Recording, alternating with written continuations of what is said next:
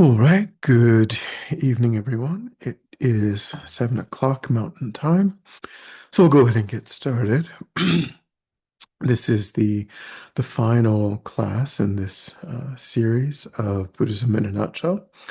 We are not going to be able to get through everything that we had intended with the 5 week course, with me not having been here for one of those sessions. But I will at the end put in some links in the chat for recordings, and then of course anybody. If you review those recordings and you'd like to send me an email to talk about anything that's in there, you're welcome to do that. And of course, you're welcome to email me to discuss whatever you might like related to classes that we're offering. No problem.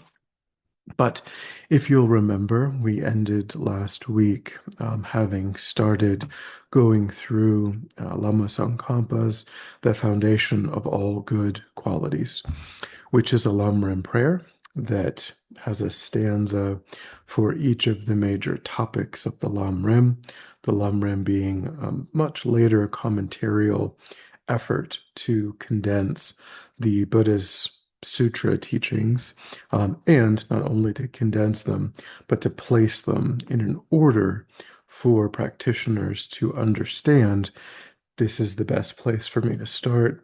Then once I've done this, I should do this and then do this and move all the way through the entire corpus of the Buddha's teachings in a really logical and orderly way. So we had covered the first two of these stanzas, which introduced the importance of our relationship with a spiritual guide, a spiritual mentor, spiritual teacher, and then the first major topic, and that technically that topic, we talked about the three scopes of the lam, right? The small scope, the middle scope, and the great scope. That first topic on how to relate to the spiritual guide, it's actually not in one of those scopes. It really applies to all of the scopes. Um, the first contemplation on the small scope was what came next, which was precious human rebirth, a perfect human rebirth. Now we will begin with the third topic, which is still on the small scope, which is death and impermanence. So we just got done with regard to, let's see, why is it doing that? Is it doing that because it is like that? Yep. Okay. So we had just finished talking about how amazing our life is, right? All of these 18 qualities of a perfect human rebirth that we possess, and how we're meant to understand these 18 qualities, reflect on them, apply them to our lives in order to not take our lives for granted, to see how special, how extraordinary, how well designed our life is for spiritual practice. And then immediately we're confronted with verse 3, which is introducing death and impermanence, right? So now we have to consider that this extraordinary thing, and so of course, one drawback of presenting everything so quickly is that it seems like you're meant to very quickly move through the lamrim when really the lamrim is meant to be a lifelong practice. So it's not quick or easy to really internalize either the first verse on proper relation to the spiritual guide, or the second verse on precious human rebirth, or the third verse on death and impermanence. These are things that meditators spend their whole lives internalizing, but we have no choice but to move through them quickly in this course. So now it is necessary, it does become necessary to consider that this extraordinary thing that we possess isn't going to last forever. That, and this is confronting the view that we have, that what in Buddhism they would call the false view of permanence, right? The idea that there's just more time, that when the conditions are right, when the kids go off to school, when I get a better job, when I get the better house, when I get the promotion, then I will have time to practice. Um, we don't know that we have more time to practice. We don't know that we'll be alive in the morning, right? That's just true. As it says here, it's not meant to be morbid. It's meant to just be true. We objectively don't know how much more time we have. We do know that in this moment, right now, today, I have a precious human rebirth, but we can't say for how much more time I will have a precious human rebirth. So the first contemplation was helping us to overcome this idea that everybody has this, it's not important. This verse is helping us to overcome the false view that, sure, it's important, sure, it's useful, but I can just wait. I can, in 10 years, then I'll start practicing. Then I'll start, really putting effort into our practice, into my spiritual life. So the main way that this verse is meditated upon is called the 9-point death meditation, right? And so you can see here there's 3 main topics, and each of those 3 main topics has 3 subpoints. So those are the 9 points. Death is certain, the time of death is uncertain, and at the time of death, only my spiritual practice is of any benefit to me.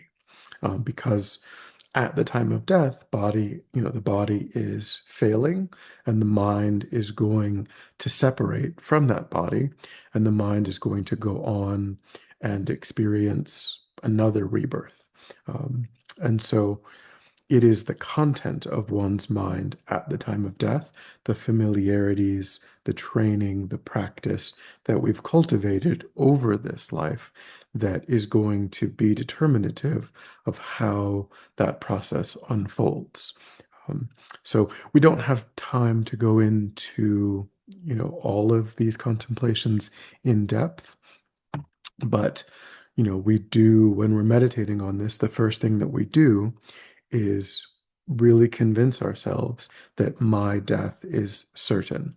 And then we convince ourselves that that it could happen at any time. And then we convince ourselves that at that time, my friends and family may be surrounding me. I may be surrounded by accumulated possessions, and I may be, I'll certainly have my own body, but it's the body that's failing. It's the body that it's responsible for my death, through injury, through illness, through old age. So all of these things that we feel like are supports, at the time of death really are not supports. And if we relate to them through strong attachment, they can actually be hindrances. If we, at the time of death, if our mind is very unsettled because we have to separate from our friends and family, or separate from our possessions, or even separate from our body, that strong attachment can be an obstacle to dying peacefully. So, uh, So, what comes from these 3 major categories? The first, when we recognize that my death is certain, the outcome of that is I must practice. Here it says Dharma, which is the teachings of the Buddha, but I must engage in my spiritual path, essentially. Um, then, when we recognize that the time of that death is uncertain, the result of that is I can't delay my practice. I must begin today. I must begin to put time and energy into my practice right now. And then the third contemplation, that at the time of my death, it's the content of my mind that is the only thing of any value, then I must practice intensely, purely, consistently. Those are the kinds of thoughts that arise when we have that contemplation. All right. So that is the third verse. Are there any thoughts or questions that arise on the basis of the third verse?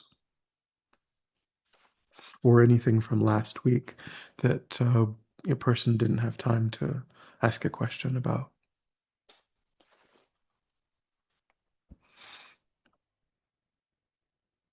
All right, we'll continue.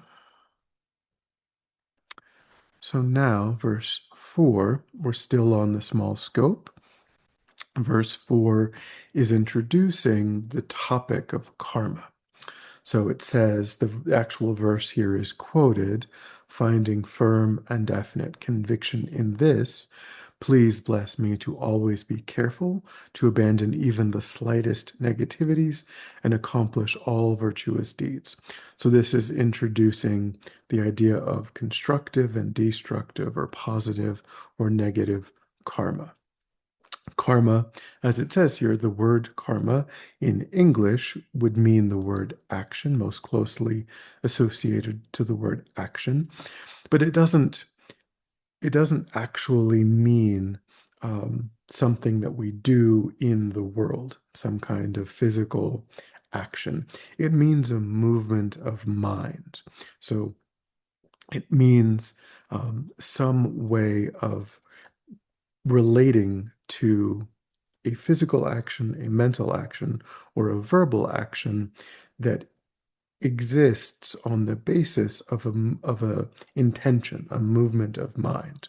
So anything that we do or that we say, anything that we engage in, there's some reason, some intention that exists that's motivating that action. And that's really the important part of an action, because different physical actions can be done with different motivations. We can, raise our voice towards someone out of anger, or we can raise our voice to someone out of a genuine concern, a fear. Um, if someone, like we might do with a child, right? If a child is in danger of running into the road, and they seem like they're not really listening, they're not really, paying attention, they're just being a child, we may, in that moment, have to act in a very forceful way, tell them to stop, kind of raising our energy, raising our voice. But there's no malice behind it. We're actually terrified that they might come to some harm, and we're just trying to get them to listen. Conversely, we may be really angry at someone. We may want to wound them with our speech. We may want to cause them to shrink back, or to feel, you know, wounded mentally by how we're talking to them. And we may raise our voice to accomplish that goal. Same verbal action, but two completely different motivations, two completely different intentions for why we're choosing to raise our voice. And that's really what the Buddha is concerned with, isn't the fact that we've raised our voice, but what is the reasoning, what is the intention behind it? That's really what determines whether it's a virtuous karma or a non-virtuous karma, is kind of because the intention carries with it sort of an energy or a flavor, right? The energy or the flavor of wanting a child to not run into the road is really protection. You're caring about that child's well-being. Wanting someone to shrink back from us out of fear has just a different energy, a different flavor to it. And it's the energy that's present in the mind at the time that the action was engaged in that really determines whether something is virtuous or non-virtuous. Um, so, yeah. Okay. So when we talk about a karma that's either virtuous or non-virtuous, we can say that all karmas have four characteristics, whether it's constructive or destructive, virtuous or non-virtuous. Um, and these relate. So when we talk about karma, we can talk about karma and its effects. Um, so there's the laying down of the energy of the karma in the mind at the time that the action is engaged in. And we've touched a little bit on how Buddhism asserts that there is a very deep and very subtle relationship between the mind and external reality. So when we talk about karma and its effects, what we mean is that when that energy is laid into the mind at the time that the action was engaged in, and it's storming pretty badly here right now. So hopefully my internet won't go out, but we'll see. Um, so when the action is engaged in and that energy is laid down into the mind, at some point from the Buddhist perspective, that karmic potential, they would call it at that time a karmic potential, will ripen as an experienced, as an experience that is experienced by that sentient being. Now, when I say that sentient being, I don't necessarily mean later in that particular lifetime. Often, a karmic potential ripens actually in a future lifetime. And it can be many, many lifetimes in the future when that particular karmic potential ripens as experience. So the first characteristic of these of karma then is that it's definite, right? So a constructive karma, one that is motivated by a virtuous state of mind, like love, compassion, generosity, patience, ethical restraint, um, that can only ripen as a positive, uplifting experience. Conversely, an action that's motivated by the wish to cause harm, hatred, jealousy, envy, malice, something where we're negatively relating to some other sentient being, when that karmic potential ripens, and again, generally not in the same lifetime, but in some lifetime where it's a different body, but it's the same continuity of consciousness that has associated with a different body. That karma will ripen in a painful experience, a difficult, painful, suffering experience. So with regard to non-virtuous karmas, that's unfortunate, right? All of the non-virtuous karmas will ripen as painful experiences. But it's quite good that all of our virtuous karmas will ripen as constructive, positive experiences. The second characteristic of karma is that these karmic imprints or these karmic potentials increase over time. And again, applies equally to everything positive and everything negative. With regard to everything positive, this is quite good because even small positive actions, when they bring a result, the result that they bring can be quite strong, can seem quite large in comparison to the small act that was engaged in. With regard to negative karmas, this is not great because a smaller negative karma over time, when it ripens, if it's not purified, we talked a little bit about purification toward the end of last week's class. If we don't engage in an act of purification, then the result can be quite large compared to the negative karma that was initially created. The third characteristic, and I'll pause once we finish the fourth for questions and thoughts.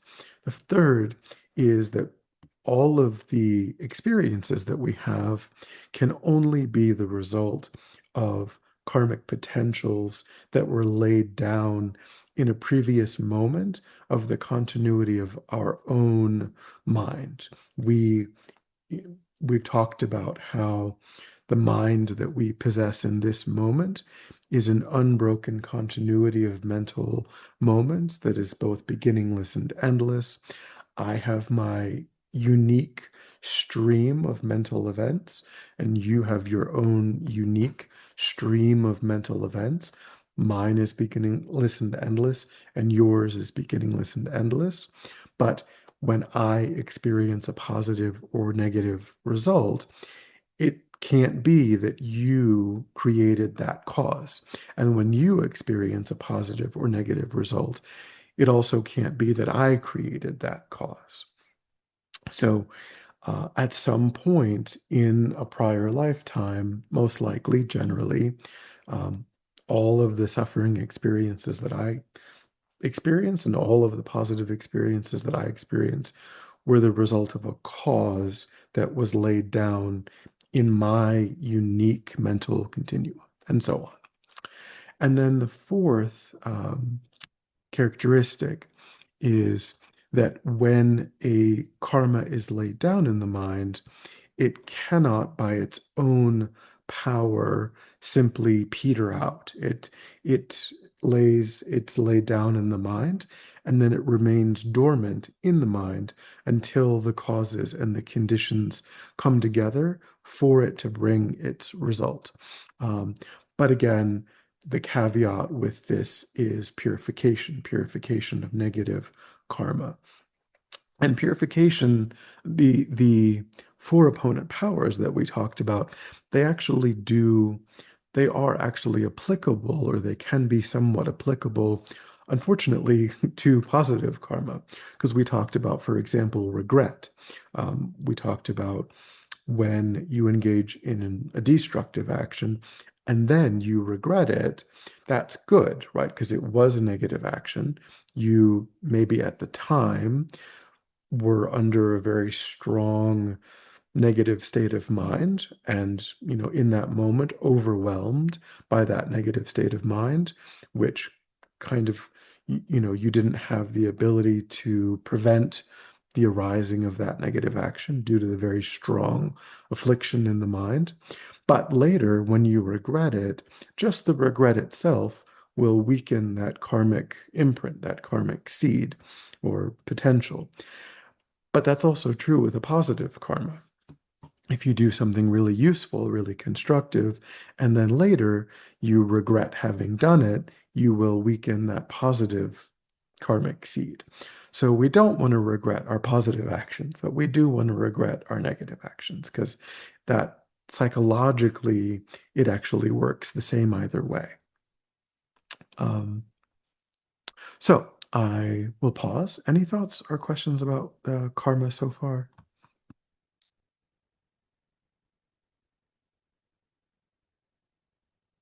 Yes, would you be able, I'm sure this is another set of 6 lectures, but would you be able to give a very quick definition of purification? So purification is based on, so purification is the interruption of the ripening of a negative karmic seed. We wouldn't talk about purification, as I said, there are psychologically the four opponent powers. They will also interfere with a positive karma, but we don't want to do that. So purification is really something that we're encouraged to do, whereas regretting a positive action we're not encouraged to do.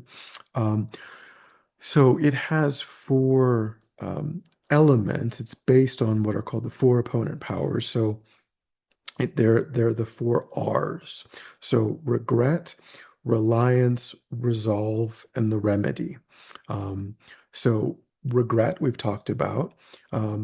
Resolve refers to coming up with some plan to try to avoid doing that negative karma, at least for some period of time, right? Trying to create a new habit. So we maybe on Monday, somebody annoyed us and we called them, some insult. We said something insulting to them because they bothered us. And then we're like, oh, that was, I shouldn't have done that. I regret doing that. And so tomorrow I'm going to really watch my mind. And I'm going to, even if they provoke me, I'm really going to try not to respond out of anger.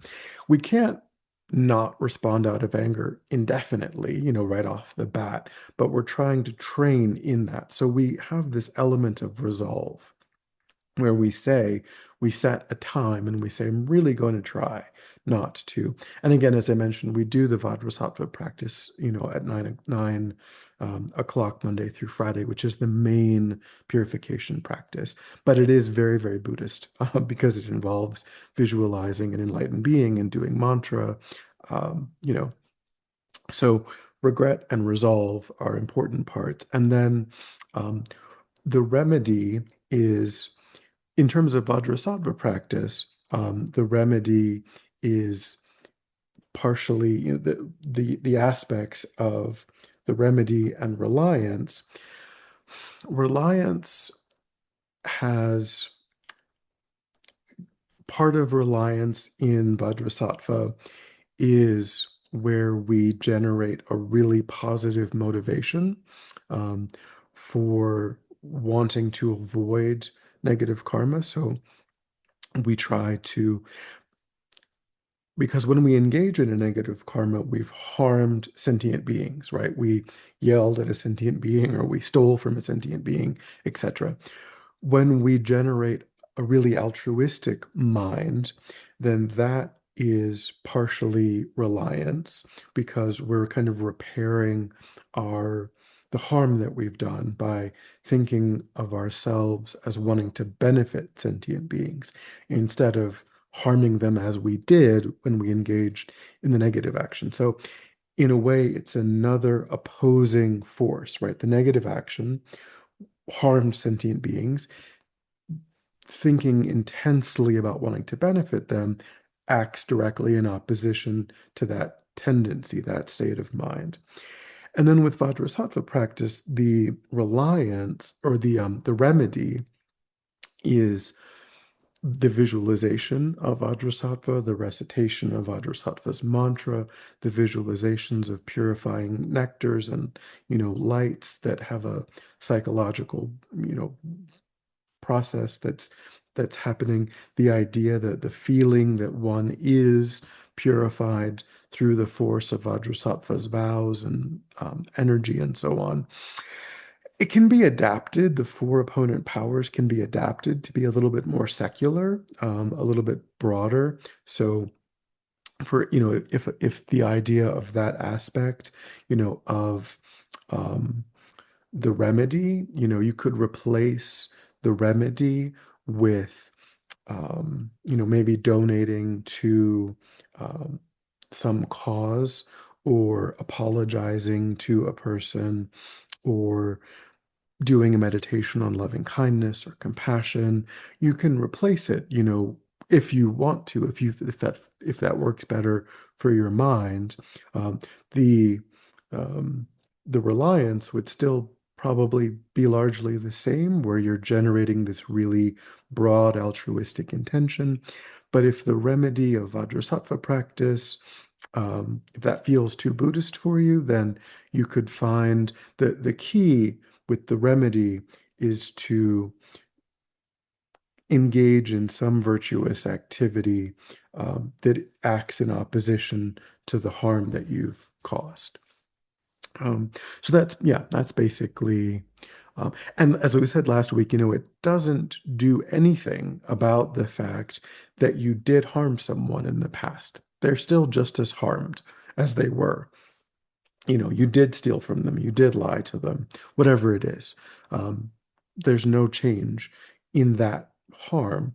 What you're trying to interrupt is, so it's kind of like, it's the analogy that I usually use is like when you engaged in the negative karma, it's kind of like flicking a marble off of a table with some good force.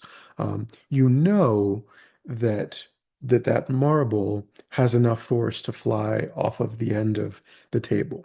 Um, you can see that that's absolutely going to happen. But you can catch that marble in the air, and you can prevent it from actually hitting the ground. So that's sort of the general idea. Like we did do it, and it is going to ripen as as a negative experience, but we can purify it so that just that specifically does not happen. Does a thought alone generate karma if it does not ripen into negative action? We'll get to that. So yeah, we'll Okay. get to that. We're going to talk about the three doors, the actions of body, speech, and mind. That's coming up next. Any other thoughts or questions? Mm. So, when we talk about a karma, whether it's a positive karma or a negative karma, we can talk about a complete karma or an incomplete karma. For a complete karma, for a complete karma to exist, there must be four components to it. And so, if we take the act of killing, which is an action of body, then there are four components to that. Um, the first is the basis, the sentient being that we are killing, right? So we see the cockroach in the kitchen. That is the basis of our action, right? It's not all cockroaches. We don't really care if our neighbor has cockroaches or if there are cockroaches down the street. We care about that. How dare a cockroach appear in my kitchen? Because we are attached to living in a place that's free of cockroaches. So we see this cockroach, and when we see it, we could have two thoughts. We could say, well, I'm going to pick it up and I'm going to take it, you know, quarter mile down the road so that it doesn't come back and I'm going to let it go. Or we could say, I'm going to take my shoe off and I'm going to kill it. Those are two actions that we could take.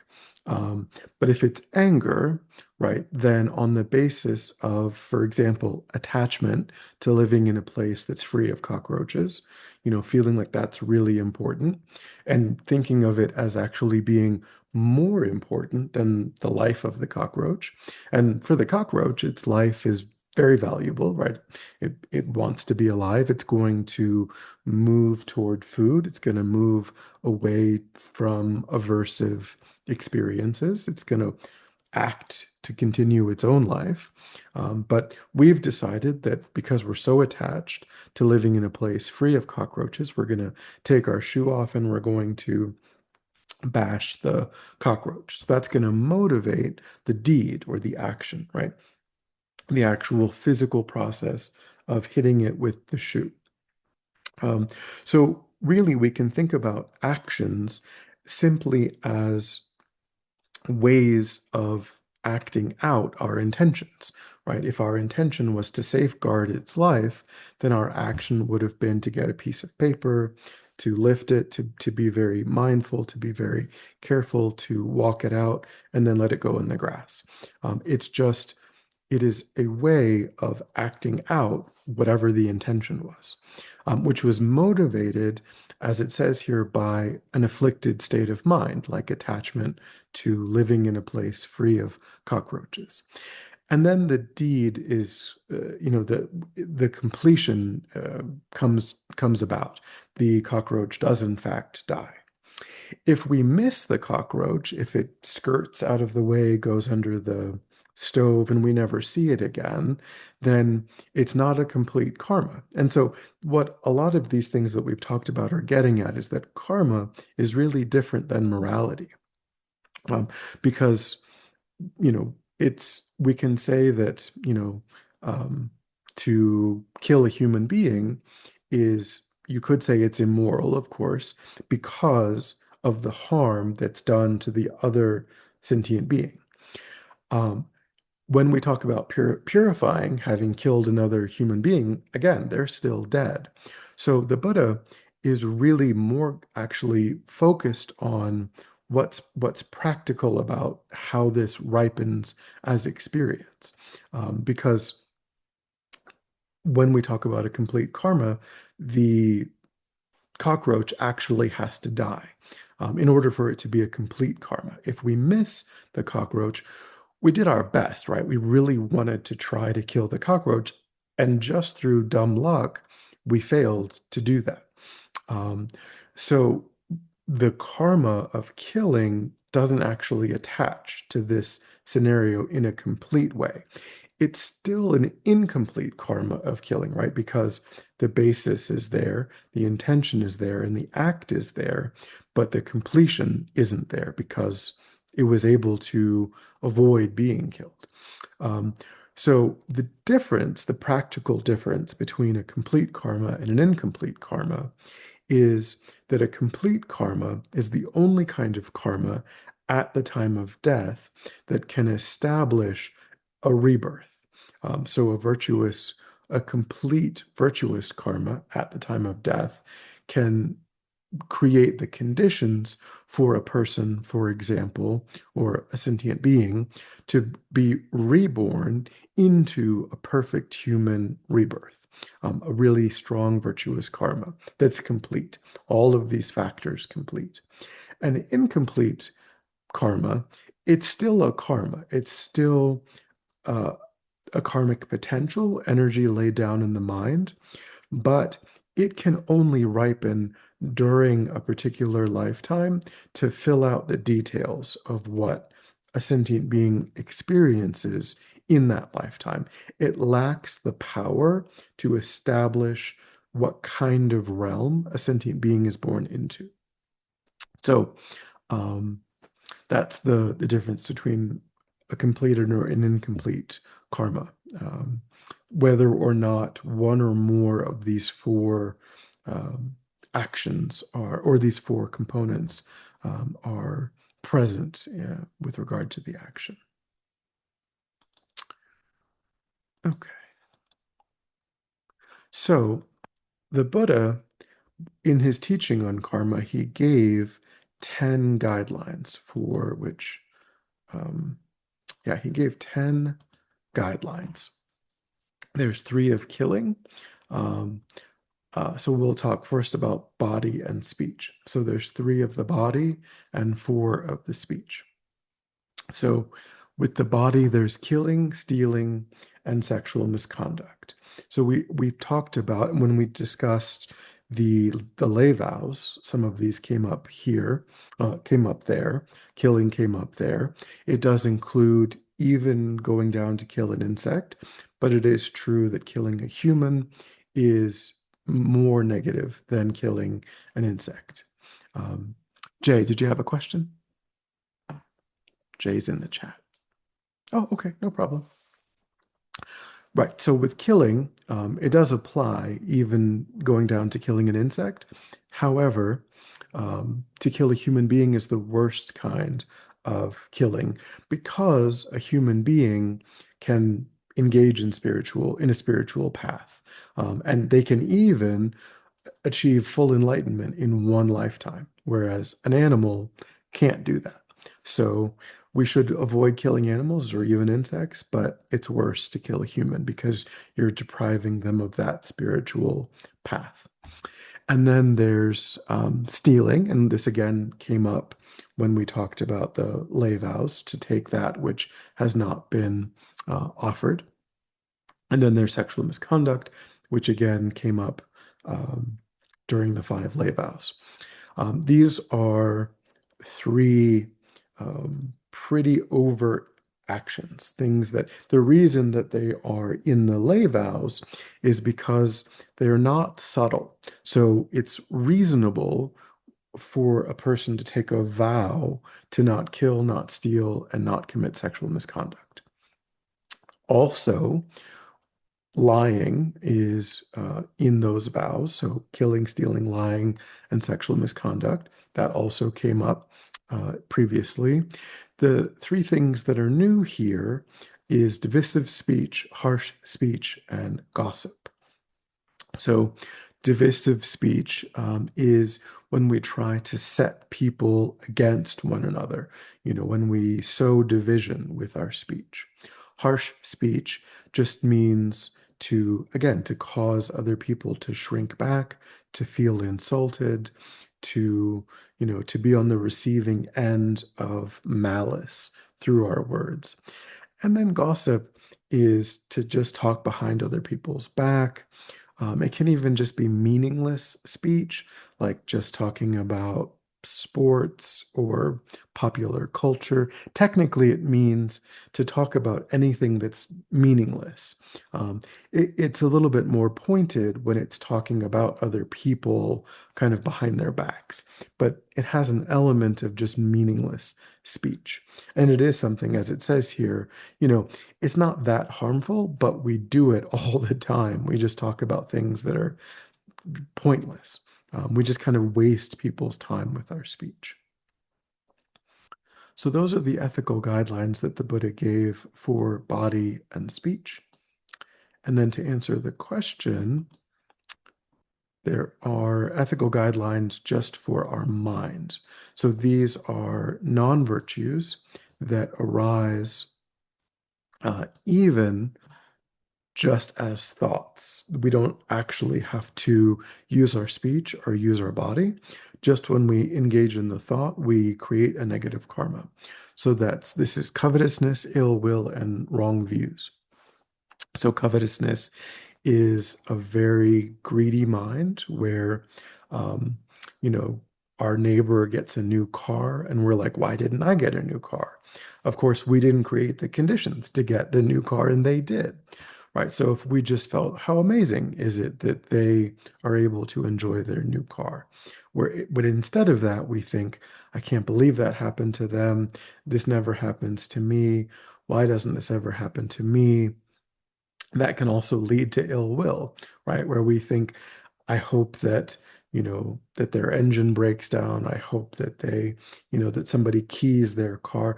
We're not going to key their car. We're not going to put sugar in the gas tank, but we're like, I hope that happens to them. I would be okay. I would enjoy it if something bad happened to them. Um, just that thought kind of poisons the mind because it does also make it more likely at some point that we are going to say something or do something. It does move us in that direction, but just even in the moment, it poisons the mind by kind of taking us down that way of thinking. Um, and then wrong views is something that's very specifically Buddhist. Um, so a person can engage in other philosophical perspectives that can be considered wrong views. Um, so it is within the Buddhist context.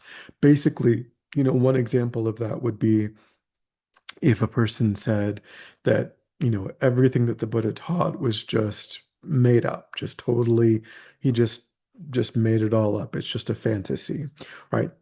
There's hundreds of millions of people on the earth that believe that. And that's totally fine.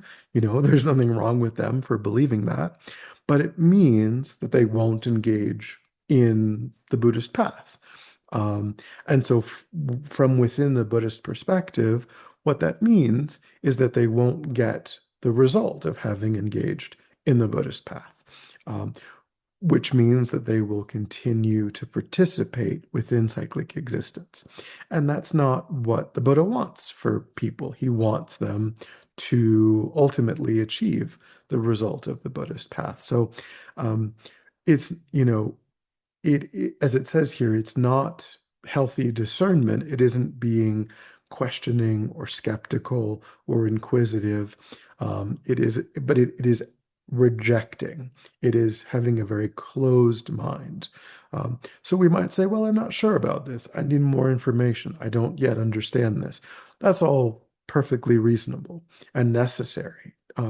But if we're just like, this is absolute nonsense, that is a wrong view from the Buddhist perspective. Okay, so I'll pause here. Any thoughts or questions about the 10 ethical guidelines, body, speech, and mind?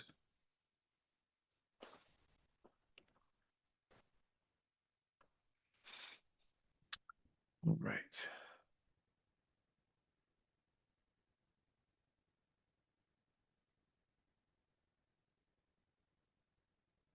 So then the the last of the topics on the small scope is refuge. And refuge, we talked a little bit about how the lay vows. Yes, Mary Jo.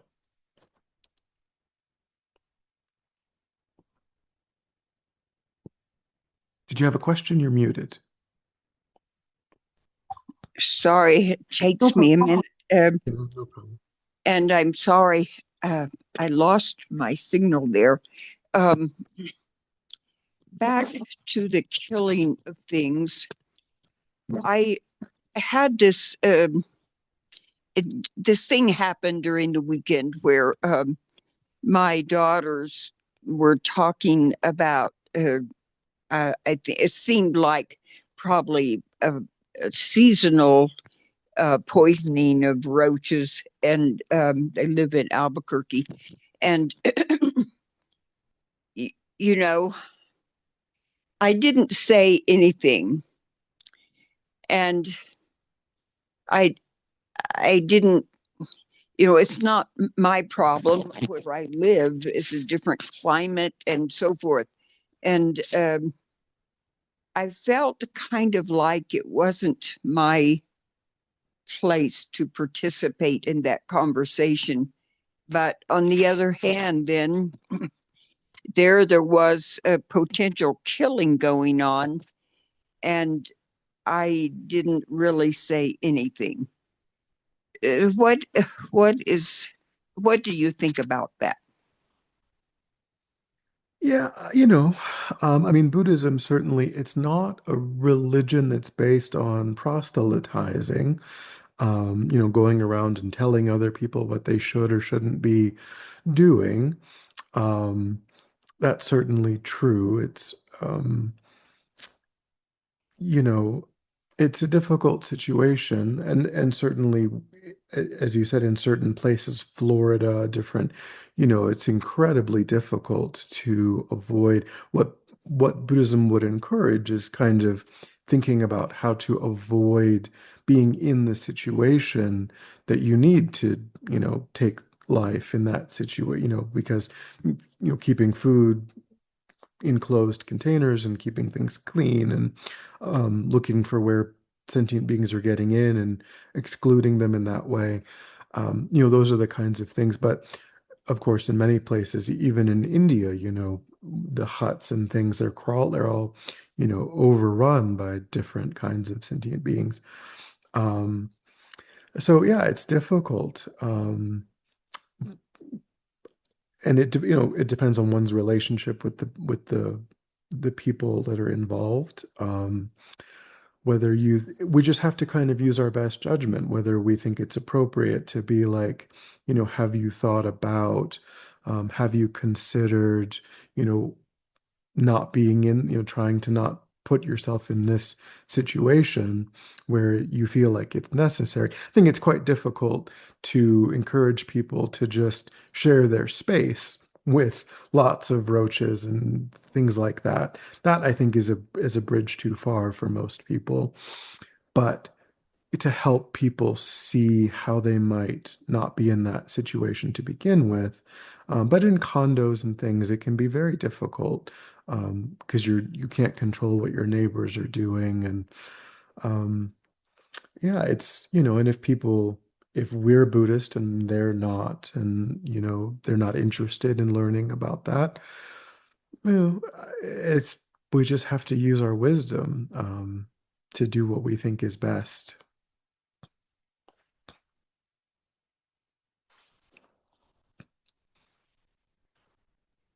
One of my daughters was talking about uh, crushing rosemary and surrounding the house with it, and I was pretty enthusiastic about that. That seems Mhm. like a great idea. And but yes, thank you for your idea about that. And I guess it is just about, like you said, using our wisdom for what seems best at that time, anyway. Thank you. Oh, of course. So the last topic on the small cloves was recommended also. Yeah, I know that. I think maybe citrus, and I've heard other. You can Google like natural things that different things find naturally aversive. Um, I know that we have ants at the center, and we use vinegar and water to kind of interrupt the trails that the chemical trails that they lay down. That does seem to work. Um, so the last topic on the small scope is refuge, and we talked about how uh, becoming a Buddhist is called going for refuge. So when a person goes for refuge, the objects of refuge are the Buddha, the Dharma, and the Sangha. So the Buddha means the historical Buddha, the Dharma means his teachings and the realization of his teachings, and then the Sangha is the community of practitioners who've directly realized his teachings. Um, so it is it's an important part of the lamrim. It's an important part of what makes a person Buddhist is someone who looks at the Buddha, his teachings, and the community of practitioners who have realized his teachings as the real sources of protection, the ultimate sources of protection. So the idea of going for refuge is something that we're already familiar with, right? We go for refuge in our bank account, in doctors, in lawyers, in our education. These are the things that we think are holding us back from suffering, right? We think if I have enough money, if I have enough education, if I have a good place to live, then I will suffer less.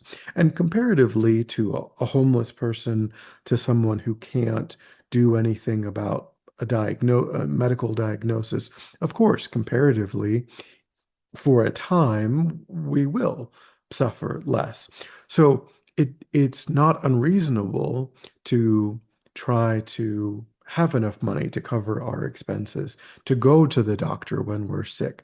These kinds of conventional sources of refuge are reasonable, but they shouldn't be ultimate sources of refuge because a doctor can't prevent us from ever being sick ever again. They can't prevent us from dying. They can't prevent, you know, our ability to get sick. And the amount of money in our bank account today could be wiped out tomorrow. And even if we had billions and billions of dollars, we would still have, if there's malice in our mind, if there's jealousy in our mind, if there's covetousness in our mind, well, we're still going to suffer. Whereas the Buddha and his teachings and the community of practitioners who've realized his teachings can help us reduce the malice in our mind, the covetousness in our mind, and so on, which actually reduces our suffering in a permanent way because the content of our mind survives death and our bank account does not. Our connection to doctors and lawyers and all of, our house and so on does not survive that transition into the next life. So the more that we can practice refuge, the deeper our Buddhist spiritual life will become. Okay, so Would it be fair to say, or the question is, where is the ultimate refuge? And is it within ourselves? And as you just mentioned, creating that refuge through somewhat sweeping away all of the fetters that we create and have in the way of our own selves.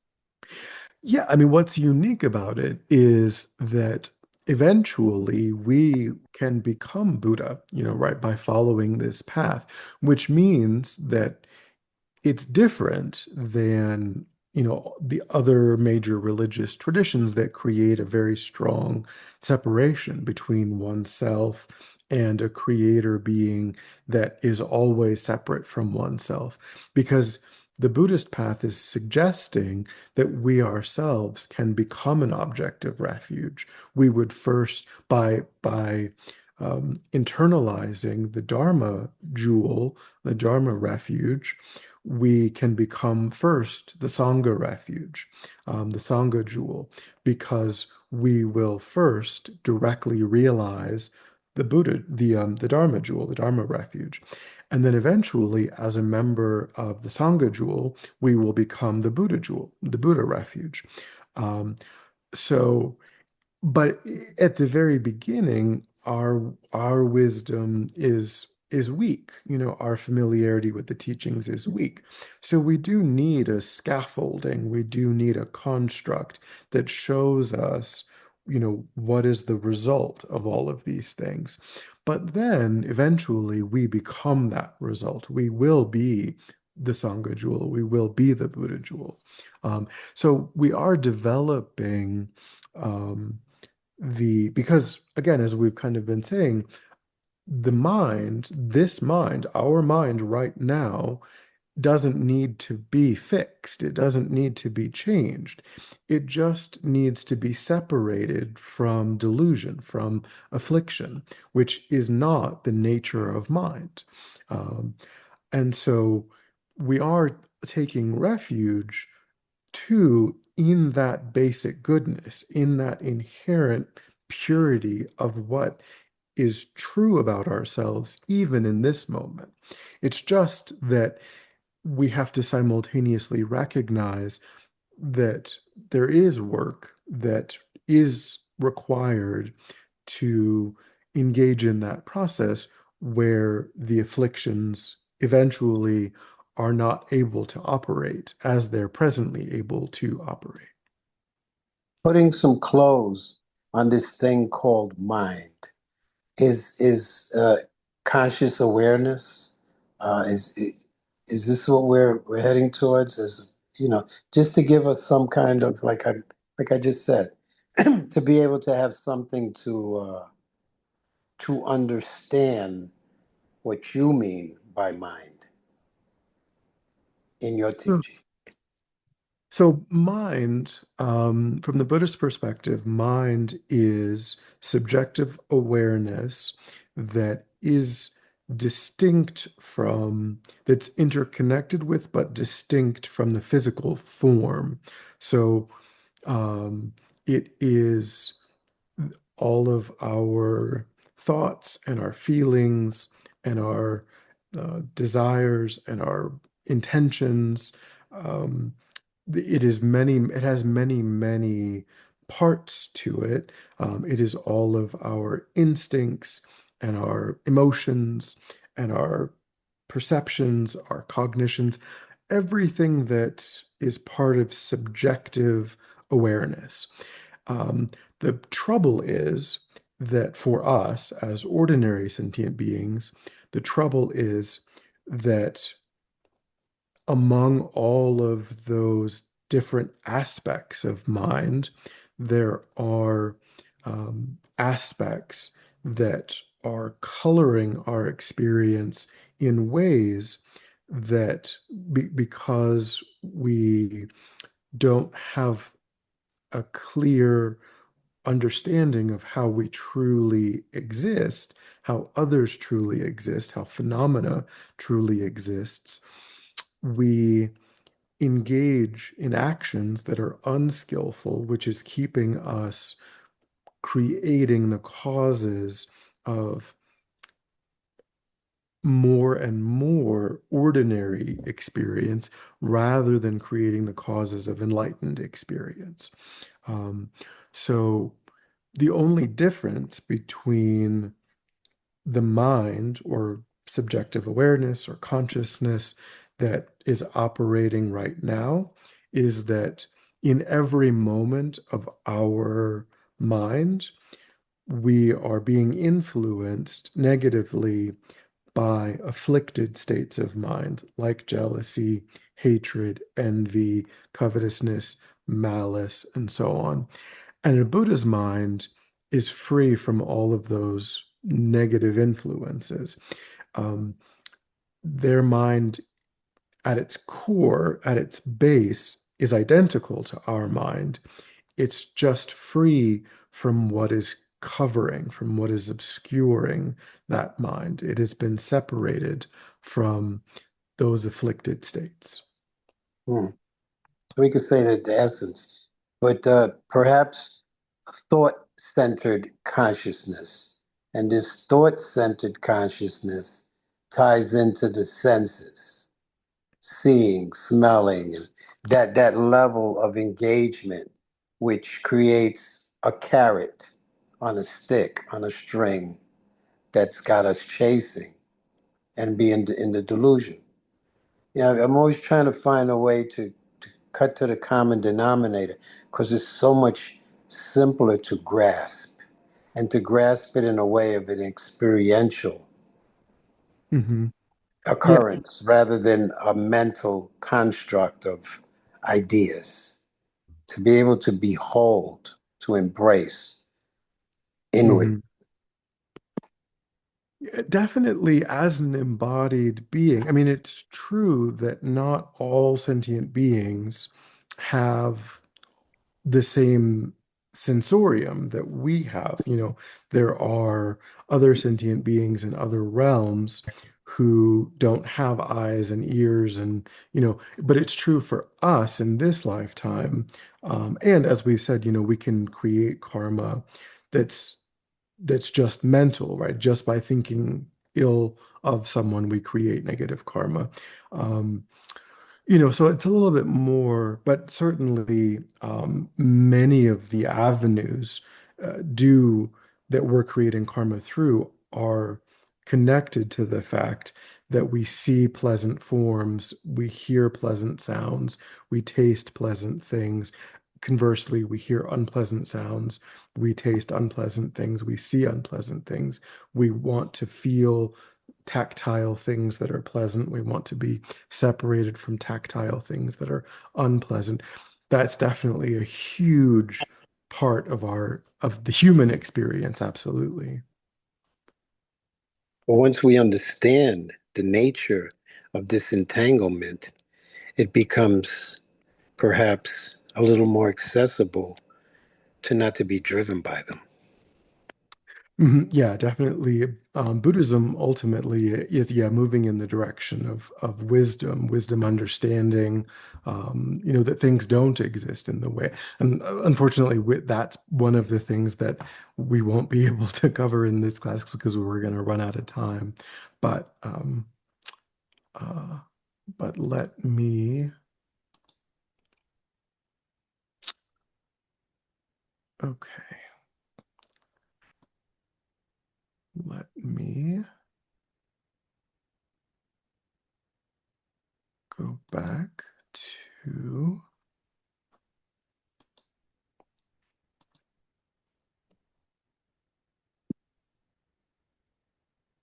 This is, okay, one second.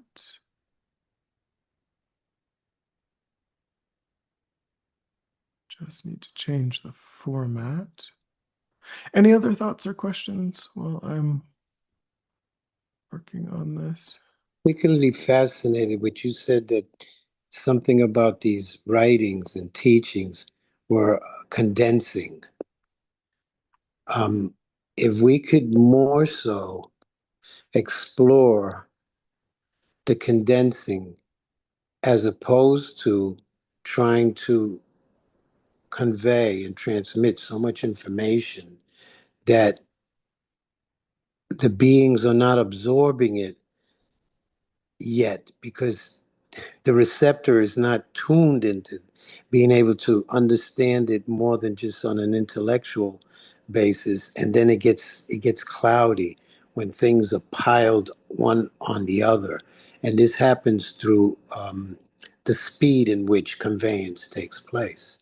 So Yeah, yeah, probably be it's a more fun. kind of condensing, like we just did now. We just get to the essence of something in as few words as possible so that our minds can be perhaps woken up a tad, and then our hearts could be moved in a way that the transmission would work so much smoother and within a flow, as opposed to the transmission of information. As it at a certain point, it takes on an academic, and that's a whole different place. We're in the classroom of life here. It's true that it particularly, so within Tibetan Buddhism, there are four sub-schools, and our center is based in the Gelug tradition, which comes from Lama Tsongkhapa.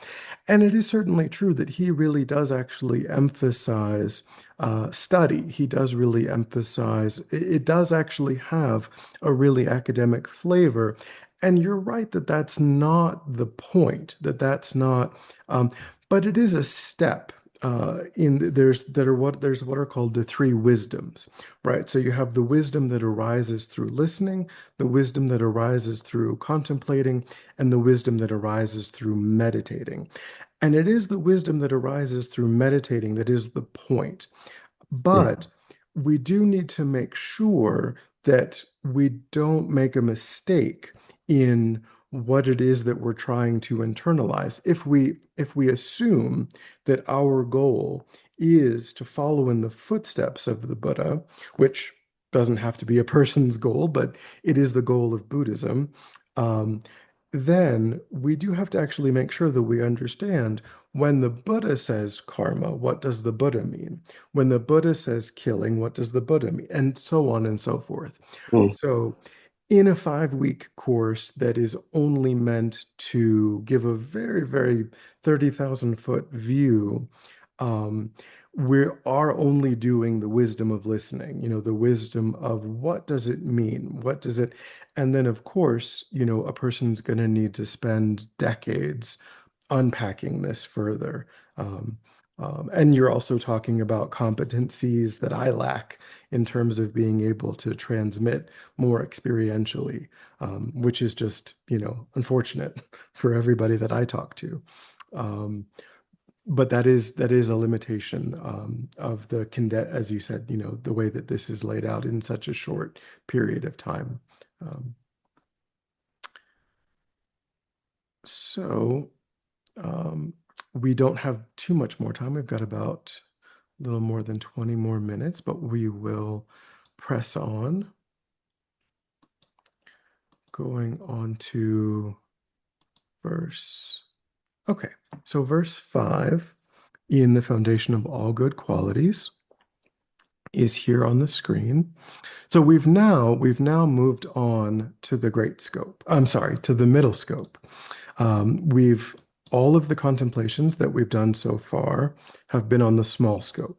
And the purpose, as we said, of the small scope is for a person to reorient themselves away from just caring about or just being interested in what happens to me between now and the day that I die, versus how can I set myself up onto a spiritual path that is going to transcend my death, which is why precious human rebirth, death and impermanence, karma, refuge, how to properly relate to the spiritual guide, all of those things are going to give you, if you deeply understand them, you meditate on them, you integrate them, and you live from that wisdom, you'll have everything that you need to do the small scope, primarily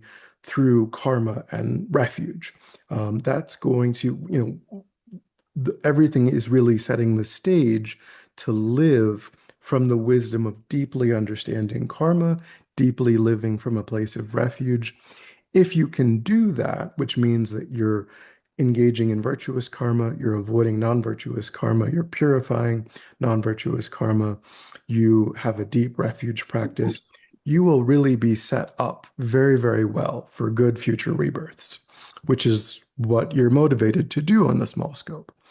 On the great scope, I'm sorry, on the middle scope, you begin to see how good future rebirths is not a good in and of itself. It is a means to an end. So We, as it says here, verse 5, seeking samsaric pleasures is the door to all suffering. They are uncertain and cannot be relied upon. Recognizing these shortcomings, please bless me to generate the bliss of liberation. So on the middle scope, we're really looking at the disadvantages of even good future rebirths.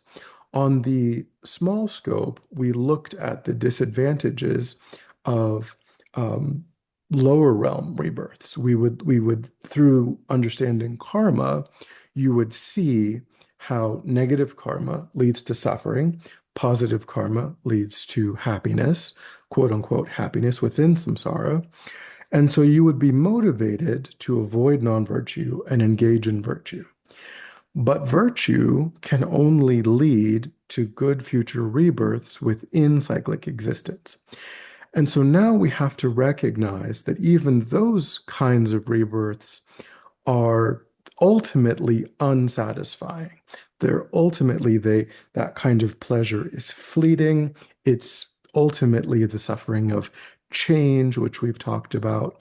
And so you begin to see participating in cyclic existence as a whole as something that you don't want to do anymore. You want to put an end to to any kind of ordinary samsaric rebirths.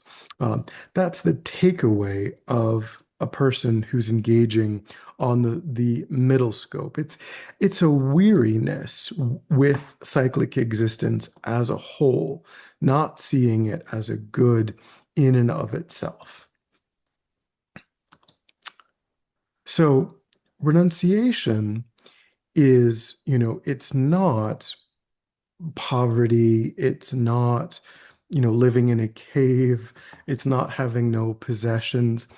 It is the literal definition of renunciation is to turn away from suffering.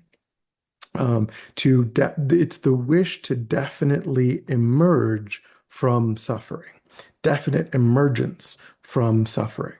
So it is a wisdom mind that recognizes that any kind of participation is in cyclic existence that is based on having afflicted states of mind is necessarily suffering.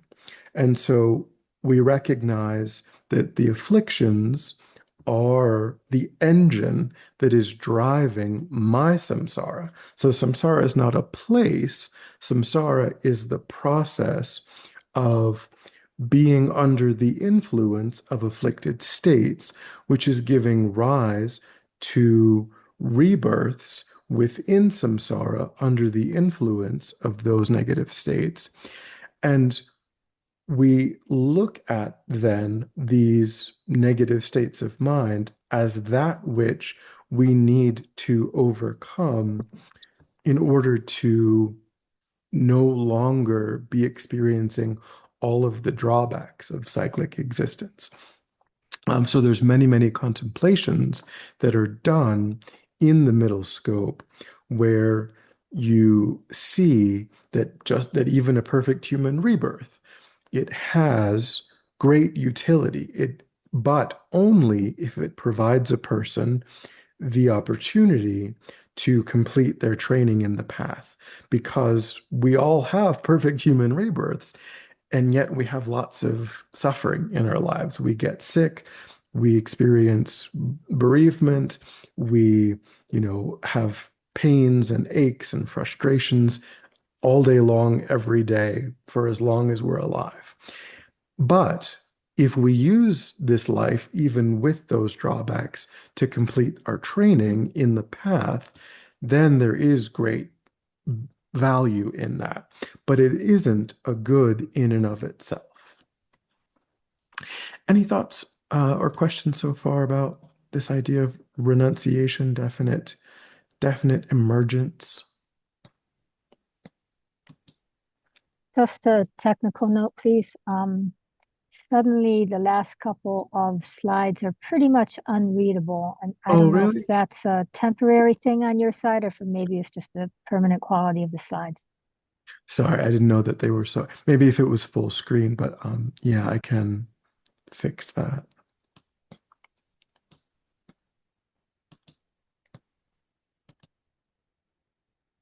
Any other thoughts or questions? Something comes to heart in that to before I go to before I close my eyes tonight and go to the dream world, if you may, um, to look over the day and see things that perhaps took me in a direction that I don't want to go in, and and be mindful of that, and to implore within myself to be more consciously aware when my eyes open back up, and that to some degree there's a reincarnation going on from one day to the next. What am I carrying over? What am I paying for? What are the consequences, karmatic consequences? To kind of shrink it down to something that could be applicable immediately, that would put me into the actualization of this experience, seems to be within reach, that can be grasped and be held.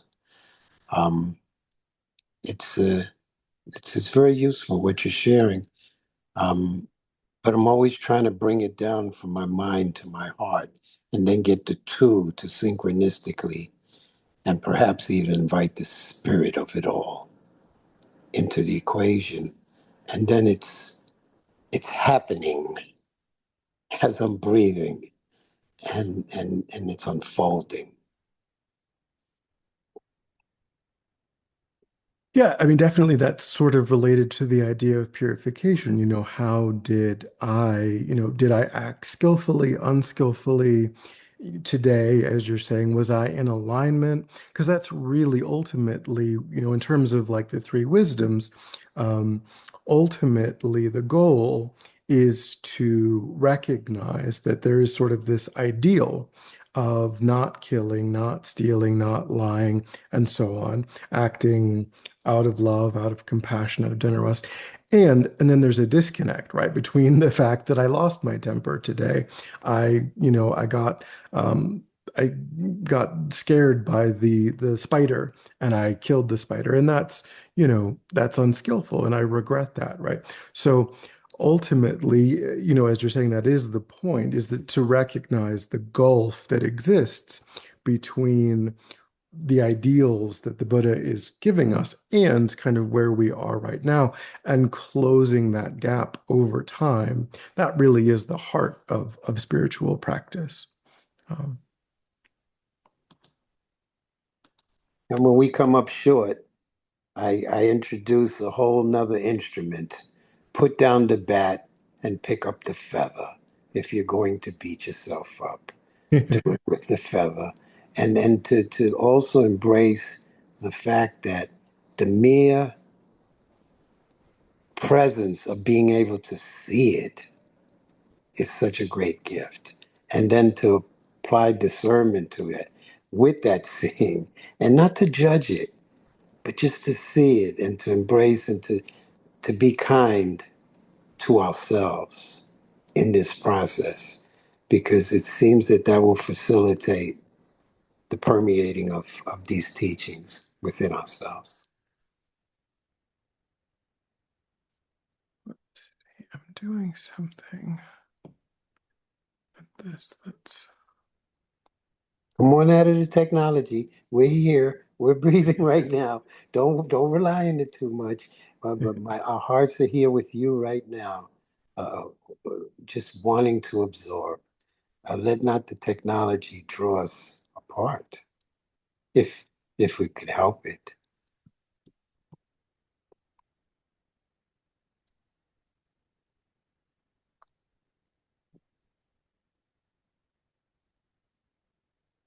Got it. Thank you.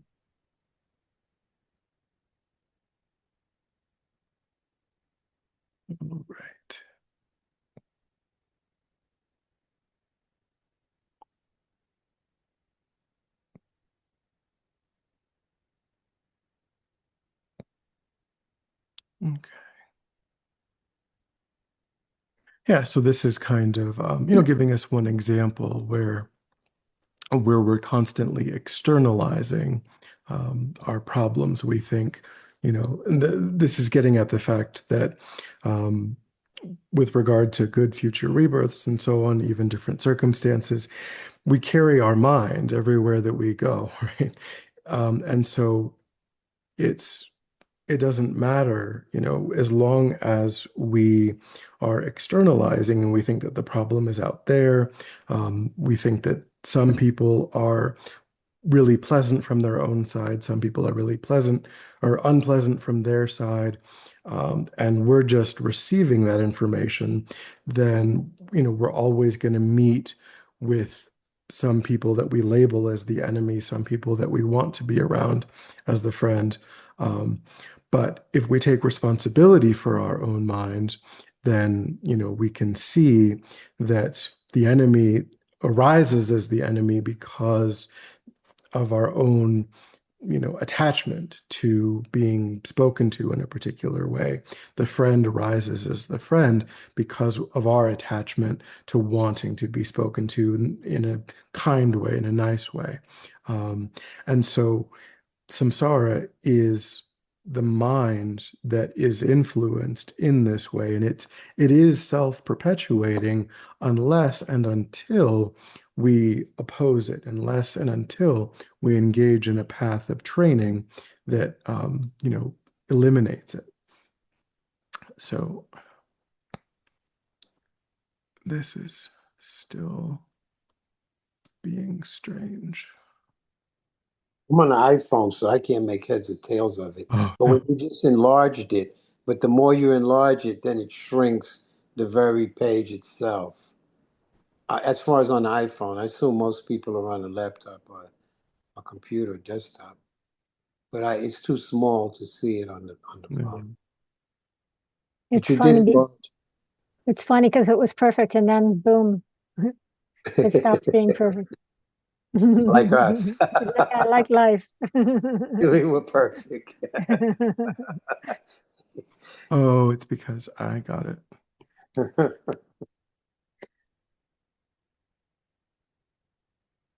I'm not used to doing it this way. Okay.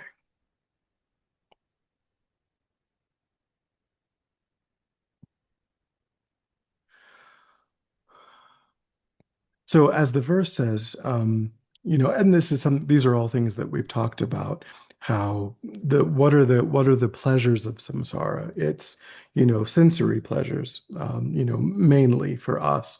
It is tastes and smells. As ordinary human beings, as we said, it's largely mediated by the fact that our minds are not disembodied. They are mediated through our senses. And so we spend an inordinate amount of time trying to, have good smells, good tastes, but also ephemeral things like a good reputation, power, status. Those are also, samsaric pleasures too. Um, but experiences of all kinds, whether they're primarily mental experiences, the six sense powers, the mental sense and the five bodily senses. But all of those things, they're temporary and so on. They don't last. They may last a whole lifetime, but they don't last beyond that. Um, so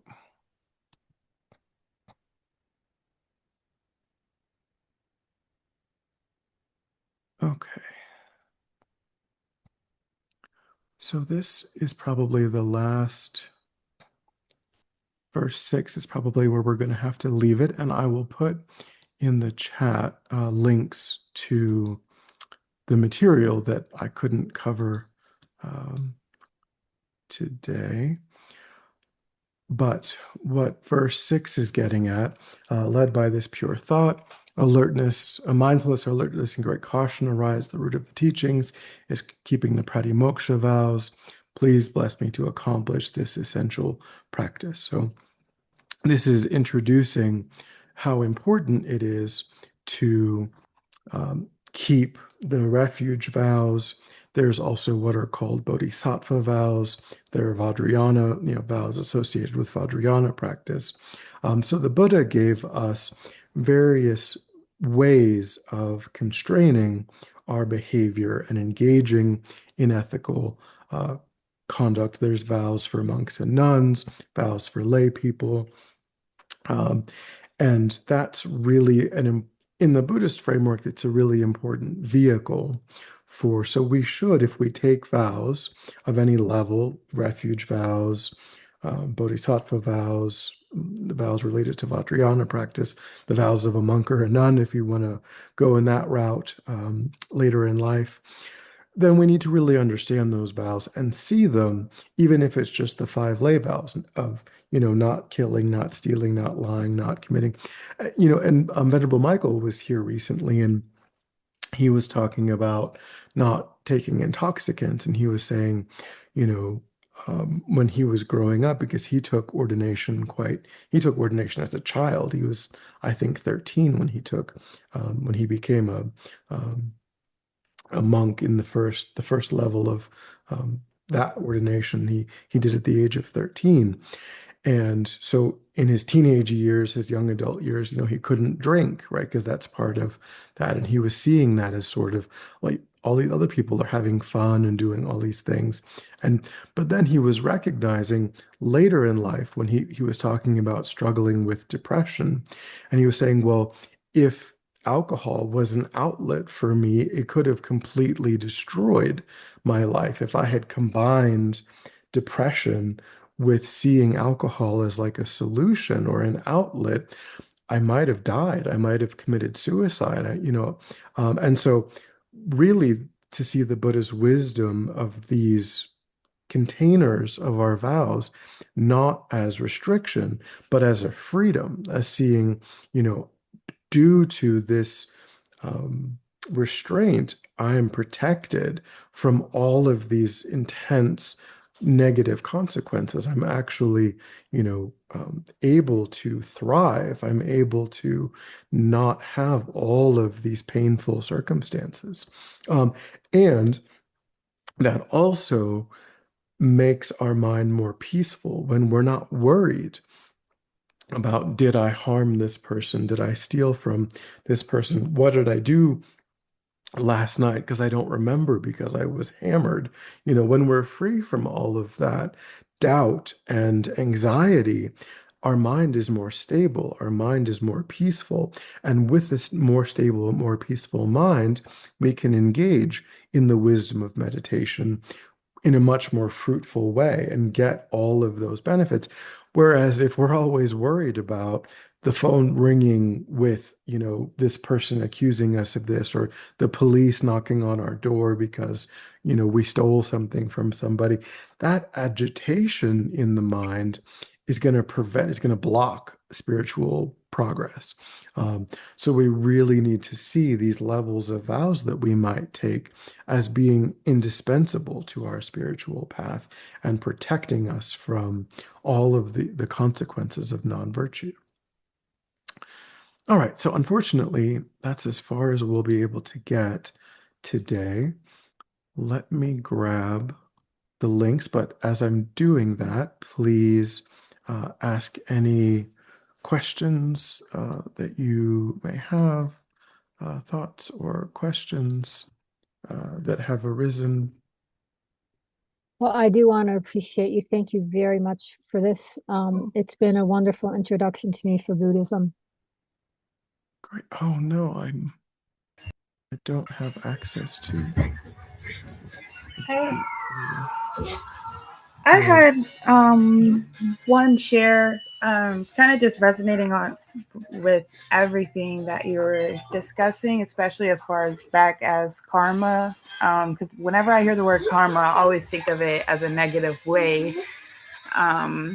Especially me, I kind of go through anger a lot and anxiety. So, yeah. And then also, you mentioned about anxiety, and I was wondering if because I was suggested that you knew some things about like compassionate meditations and um, things pertaining to anxiety as well. Because I kind of am going on my deep spiritual journey where I'm just, sobering up and just really sitting with my emotions and anxiety. And it actually feels good, but it's sometimes it takes over my whole body and mentals.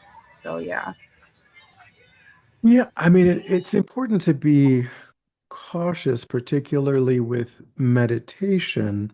Um, not everybody immediately has a good relationship with meditation. When the mind becomes more quiet, it can, to be honest, it can make things worse. Under certain circumstances, it can exacerbate anxiety, and meditation isn't always a tool that works for all people at all times. Um, Certainly, so in terms of like actually, um, sitting down and engaging in formal sessions of meditation, you could try, um, if when anxiety is arising, one thing that you could look at is to allow that to remind you of all of the many millions of people, that are also experiencing things like that in the world. Um, and then to you, have compassion, for the fact to allow, like think, this is what's happening for me, but not just me, right? I'm one sentient being who is experiencing this. There are countless other sentient beings experiencing this, and to allow that to kind of soften, your heart in that moment, and to focus then on wishing for yourself and all of these other sentient beings, to think, how nice would it be if I was free of this? How nice it would be if other sentient beings were free of this. Um, and really deeply wishing, sending out that kind of energy toward yourself and toward all other sentient beings that are suffering. And maybe see if that, you know, interrupts or reframes the the dominoes of kind of mental events that are gives you like another avenue to move into when that's happening. That's certainly something that you could experiment with. Um, but yeah, I mean, I do have to just sort of generally be careful about recommending formal sessions of meditation at all times for all people. Because, if you're working with, a therapist or someone, you could certainly talk to them about whether they think meditation is appropriate, formal meditation, or you could try to find someone who combines formal, meditation with more Western approaches and see, what their views are. But some people do have the experience they that when the mind quiets down, when they try to focus the mind, that ruminating thoughts can actually become louder, and it isn't always a positive experience for everyone. So I mean, that is the case for some folks. Yeah, because I'm currently taking, well, I currently have like an EDMR therapist, and it's more like visual and like music and practices like tapping the body. And I think I just need to like resort back to my tools because sometimes I do forget um, my helpful tools as well. So yeah. One thing that helps me in the morning before I get out of bed, basically around the time that I open my eyes, is I breathe in for 30 seconds and then breathe out for 30 seconds. And I do that 30 times. And something with just not thinking about anything right away, it kind of sets and I can notice during the day how it reverberates, uh, an atmosphere of calm enough to be able to see when I'm getting ready to fall into the mix. And it's prevented me from stepping in sometimes. Thank you. Yeah. So unfortunately, I forgot that I don't have access to YouTube on this computer at this moment. I have different restrictions at different times so that as Stefan said, so that I don't fall into certain things. Um, but if anybody wants to email me, it's spc@tnlsf.org. And of course, you can email me to request those recordings or about anything else is all good. Please feel free to do that. Next week, at this time, we start Be Your Own Therapist, which will go for 3 weeks. And it's a more open-ended, doesn't follow a curriculum like this class does. It's more kind of question and answer. It's more open-ended. I won't be involved in that, but that's happening for the next three weeks at this time. So if you're interested, that's what's happening. And also, starting on Thursday, Karuna is going to give a 6-week class on his new book on different, and you can read all about it on the class there, on the website there. So that'll be a really interesting class about the 6 myths that we live by and overcoming the 6 myths that we live by. He's a wonderful teacher, 30 or 40 years in the Dharma. Yeah, it's happening on Thursday. It's really interesting. At what time will Karuna's class be? 7 to 8:30 on Thursdays for the next 6 weeks. Thank you. Absolutely. Will they be recorded? Absolutely. Yeah, great. Okay. This heart has found refuge in every heart that's here tonight.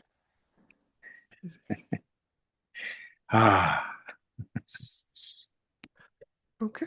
Well, have a great night, and I hope to see you guys again soon. Take care. Thanks for coming.